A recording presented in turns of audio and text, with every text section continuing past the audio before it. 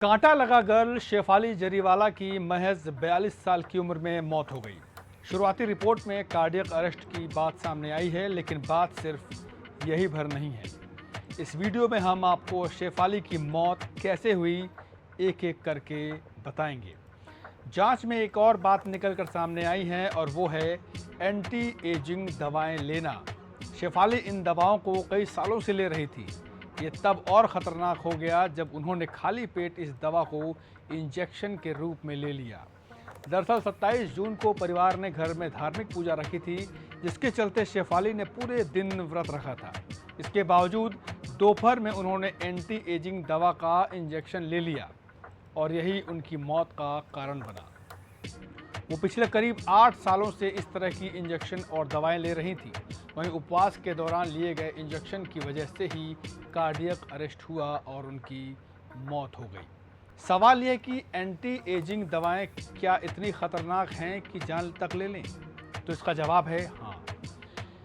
इस वीडियो में अंत तक आप जुड़े रहिए, आपको पूरा बताएंगे कि आखिर एंटी एजिंग दवाएं होती क्या हैं, इसके साइड इफ़ेक्ट क्या होते हैं और क्या ये इतनी घातक होती हैं कि ये जानलेवा हो जाए।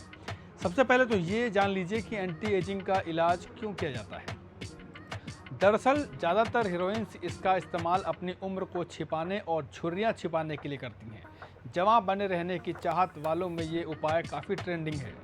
ये हमारे शरीर में कोलेजन उत्पादन को बढ़ाने, चेहरे की मांसपेशियों को टाइट रखने या फिलर्स के साथ त्वचा का जमा बनाए रखने में मदद करते हैं, जिसकी वजह से शरीर का जो नेचुरल प्रोसेस है वो प्रभावित होता है और इसके साइड इफ़ेक्ट जानलेवा होते हैं।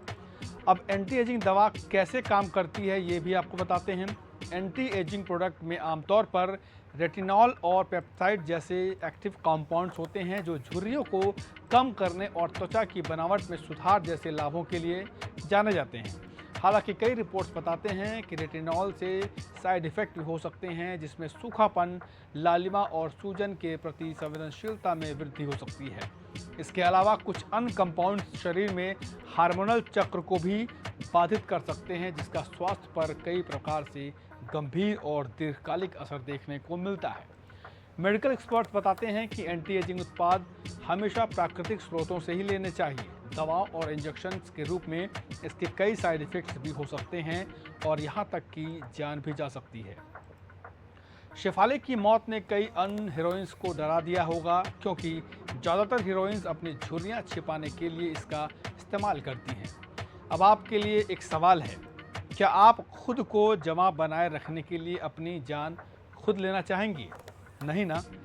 तो आपसे गुजारिश है कि खुद को खूबसूरत बनाने के लिए नेचुरल सोर्सेज का इस्तेमाल कीजिए, योगा और जिम करिए, हेल्दी फूड खाइए, ना कि ऐसी जानलेवा दवाएं। और सबसे ज़रूरी बात, सुंदरता सिर्फ सूरत की ही नहीं होती, आपकी सीरत अच्छी होनी चाहिए। आप खुद ब खुद खूबसूरत हो जाएंगे। ख्याल रखिएगा।